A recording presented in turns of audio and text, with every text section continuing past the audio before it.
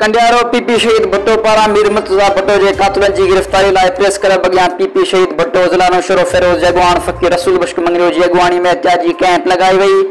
उन मौके ते पीपी शहीद भुट्टो ज़िला नौशरो फेरोज़ अॻवान फ़कीर रसूल बख्श मंगरियो नवीर मोहम्मद मंगरियो फयाज़ अली गुलाम रब्बन गांगरो मोहम्मद अमीन मंगरियो फरहान अली बिन चो मीर मुर्तजा भुट्टो के सरेआम शहीद कयो जैसे कत्ल के 25 साल गुजरी चुका पर अञा ताईं शहीद मीर मुर्तजा भुट्टो जा कातिल गिरफ्तार न थी सघिया जैं सबब शहीद के खून से इंसाफ ना थी सघियो। हिन चयो त शहीद मीर मुर्तजा भुट्टो अवामी लीडर हो जैसे अवामी हक की जदोजहद करण तां शहीद कयो। हिन चयो त शहीद जा कातिल अञा ताईं कानून की पकड़ में अची न सघिया आहिनि। मुताबिक़ जेकॾहिं शहीद मीर मुर्तजा भुट्टो के कत्ल में मुलविस कातिलनि खे गिरफ्तार करे सख्त खां सख्त सज़ा न ॾिनी वई त एहतिजाज जो दायरो वधायो वेंदो। रिपोर्ट अता हुसैन बिला कंडियारो।